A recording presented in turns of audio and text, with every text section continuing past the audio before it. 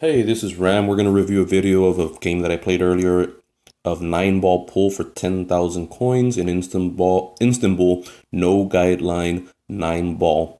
Again, this is an 8-ball pull. Great game. It's been out a long time. Nice physics and stuff. We're going to play against this guy named Jesse. Looks tough. He's in the California Hustlers. We'll see if we can beat him. Like I said, I played this earlier, so I know I beat him. It's an example of how to run out a game on 9-ball pool. First thing I'm going to do is change to the Blue Hope Q, which has about 7 bars of force enough to make those balls go everywhere. I hit that one ball, have it bounce off the top row, come back down. So sometimes it hits the 9 and the 9 ball goes in. Sometimes I hit that one like I did now and it goes in the corner. Nothing went in though, so unfortunately he has a chance. I'm going to switch back to my beginner queue now. I don't want to make the mistake of having too much force. The beginner queue for me is perfect. I just tap balls in lightly, make sure the cue ball doesn't... Oh, he hit the one ball, trying to put it in the corner.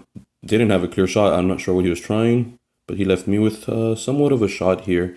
I can probably combo to the 3. I just have to make sure that the shot is perfectly executed. There's probably... I'm trying to figure out here what I'm going to do. I'm trying to figure out if I can run out. And I figured that I could as long as I put this in. So I make sure that this one's right. If this one doesn't go in, then that messes up the whole game. Tap it lightly. I don't want the cue ball to go in at the top. It doesn't. It wouldn't have anyway. If I would have hit it differently with different force and stuff, it probably would have. Here I want to hit the 1 and have the cue ball draw back just enough to clear from the 8 ball. I want a clear shot on the 2 to put it up in that top corner and that bottom right corner on our screen. And perfectly executed, draws back just enough, doesn't open up the angle too much, just perfect.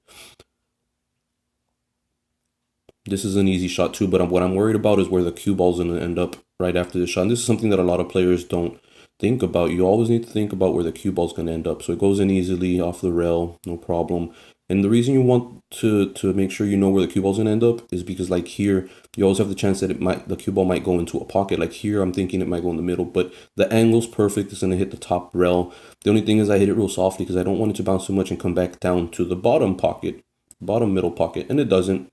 Just in, I was worried it wouldn't go. Here, this is an easy clear shot, but I don't want it to end up where there's an angle that's too much of a right angle almost, because that's a really hard shot. Get an easy shot here. The only problem here is that I'm worried about, again, where the cue ball's going to end up. I don't want it to end up blocked by the 9 or the 8. I got to hit that 7. I give it some left English. Didn't do exactly what I wanted it to do, but it's clear. I have a shot here. I was really worried. But once I realized I had a clear shot, from here I know that I can win the game. It's really easy. Just don't put anything, don't put the cue ball in any of the pockets. I tap it lightly once again so that the cue ball ends up at a pretty good angle. If it would have traveled more, it would have been a harder angle. You don't get to control where the cue ball ends up when you do that. And basically the only thing against me right now is time. I'm trying to aim quickly, don't want to mess up.